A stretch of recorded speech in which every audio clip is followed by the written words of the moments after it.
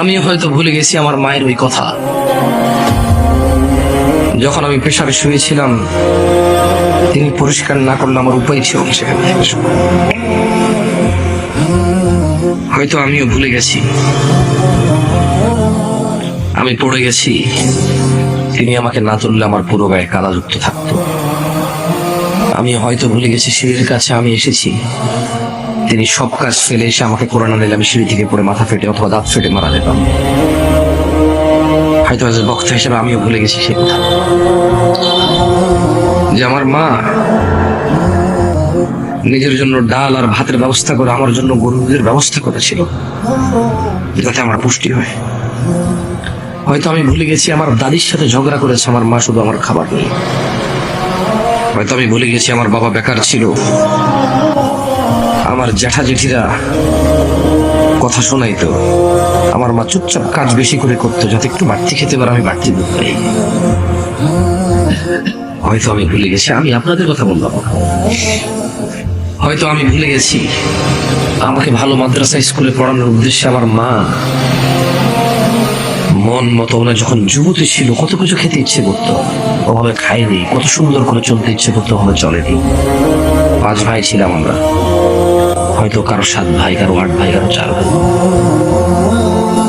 ভুলে গেছি সেদিনের কথা, যেদিন পেশাব করতে গেলে ভয় লাগতো মা ছাড়া।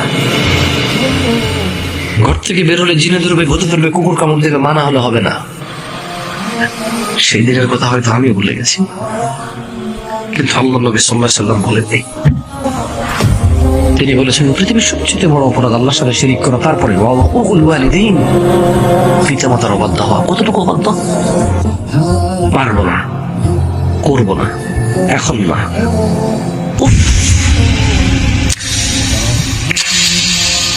এইটা পর্যন্ত অবাধ্যতা।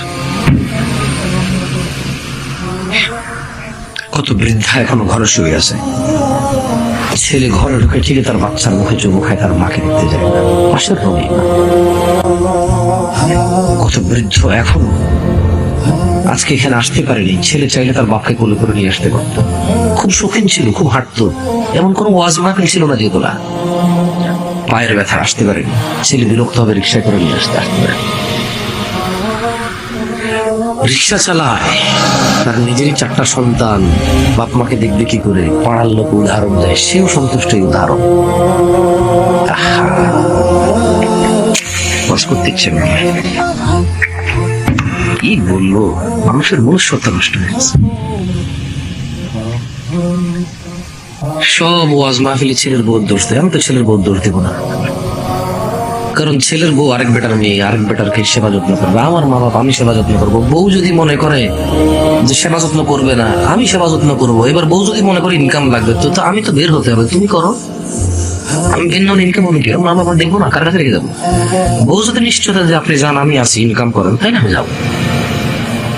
সমস্যা কোথায়? বউ চালাকি করলে বউর সাথে চালাকি করো, কাজে আজকে যাবো না, আব্বার সাথে বসে থাকবে, বলবো কাজে লাগলে বাপের কি খাওয়াবে? ধর খাওয়াবে না, আমি কষ, আমার বাপও কষ।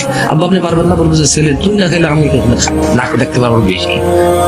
ছোটবেলায় মাছের মাথা ছাড়া খেতাম না, তুই জন্মের পরে তোর পাতে তোর দাদি দিত, আমার পাতে আমি তোর পাতে দিয়ে দিতাম।